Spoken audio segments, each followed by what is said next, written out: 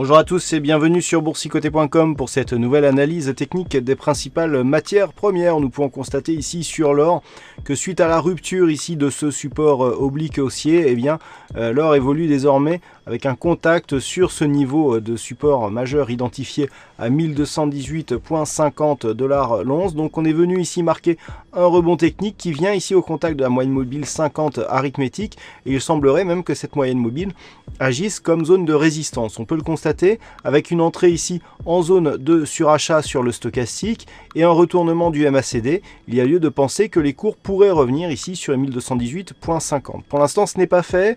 On est ici sur une phase de rebond technique. Il n'y a pas rupture des précédents points hauts significatifs, donc on ne peut pas encore parler de retournement. Si les cours venaient à continuer ici leur hausse et à casser donc le précédent point haut significatif, il y aurait effectivement un tel signal. Par contre, tant que les cours évoluent ici avec cette moyenne mobile comme zone de résistance, on peut attendre un retour ici sur le support horizontal des 1218,50 $ l'once, et en cas de rupture de ce support, eh bien, il y aurait un signal de continuité baissière qui validerait la poursuite de la tendance en place.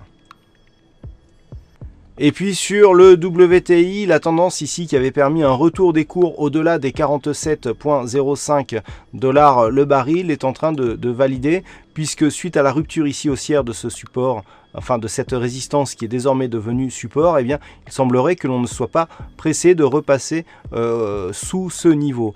Même avec la rupture ici, et encore qu'il faudra peut-être repositionner ce support oblique, eh bien, on est venu juste ici tester la moyenne mobile 20 exponentielle. On reste ici au-dessus de ce support et il semblerait que l'on veuille repartir ici à la hausse. Alors attention, parce que les indicateurs sont tout de même sur une dynamique plutôt baissière, même si ici la dynamique baissière au sens du stochastique ici vient d'être invalidée dans sa poursuite, puisqu'il y a croisement à la hausse avec la ligne de signal. Le RSI lui est neutre, seul le MACD reste plutôt orienté à la baisse, mais avec une conviction assez faible.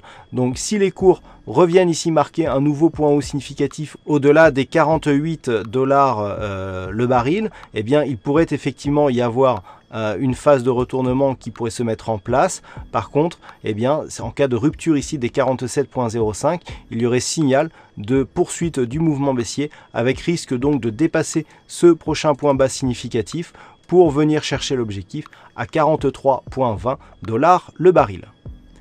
Voilà ce que l'on peut dire donc sur l'analyse technique de ces principales matières premières. Passez de bons trades, un bon week-end surtout, et on se donne rendez-vous dès la semaine prochaine pour d'autres analyses techniques toujours sur le site boursicoté.com.